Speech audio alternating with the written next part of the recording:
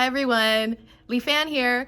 Today we are going to take an in-depth look at chains and just look at the details of what goes into a chain, and we're just going to take it apart and see what we see. Okay, so here we have a piece of a chain. And I picked this one because you can see that the outer plates of the chain are a different color than the inner plates. The inner plates are black and the outer plates are silver, and that way you can kind of distinguish the difference there. You can see in here there's a barrel, and there is actually a pin that holds these plates together and the barrel on between these plates. And then your chain rolls over your chain ring. Okay, but you know, it's all good to look at it this way, but let's actually break it open and see what we see and how the pieces fit together. This is actually one of the pins. And you'll see here, I have a chain breaking tool that I'm going to break apart the chain.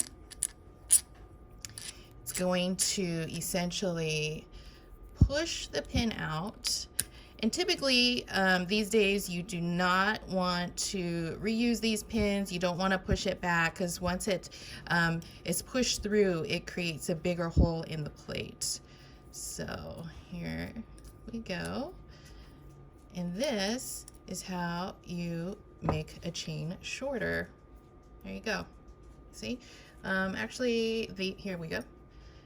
Here's the pin that was in between these, that was holding the outer plate, these outer plates, and the inner plate together, and with the barrel here in between.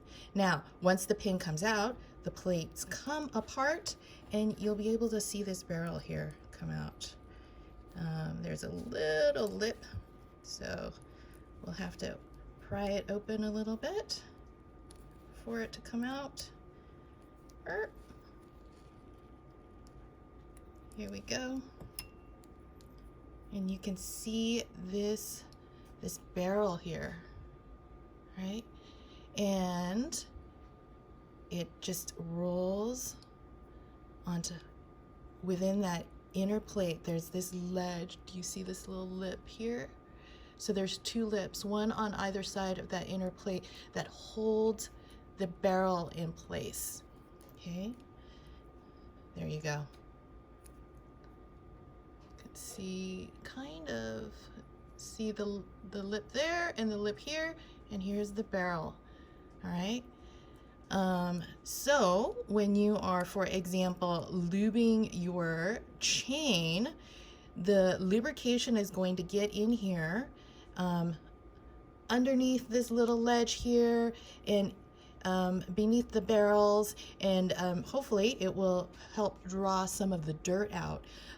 If it gets too dry, then you can see that it's essentially going to be metal on metal, and that is what is going to create that awful creaking sound sometimes when you don't have lube on your chain. All right, so that's how that is. The other thing that we want to talk about is there are different sizes to chains. So I have two examples here, and I want to show you with a caliper. We're going to zero this out at 0, and we'll see this chain. We'll look at the width of this chain. I'm showing 6.3 to 6.5. That's the width of the outer plate, from outer plate to outer plate. And here's a different one. Once again, that is at 0, and the outer plate to outer plate here is 5.3. So you can see that it's a little bit smaller. So when you purchase a chain, you want to make sure that you get a chain that is appropriate for the number of speeds in your drivetrain.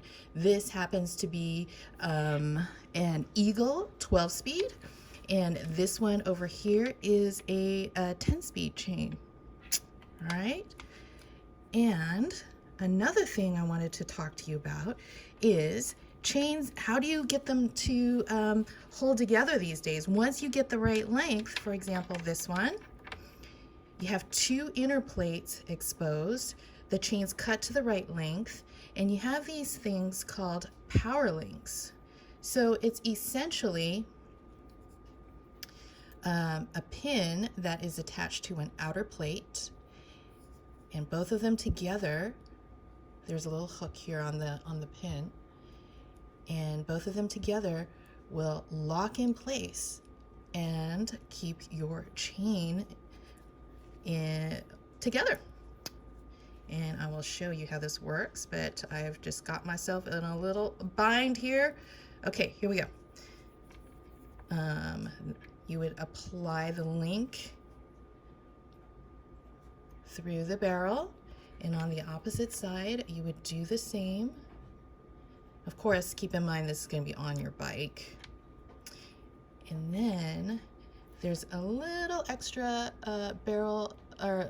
pin that is sticking out, and that will go together in the small gap. And you need a little force. That's why you're going to want this on the bike to do this. But they will snap in and pull. Oops. And they will, when under force,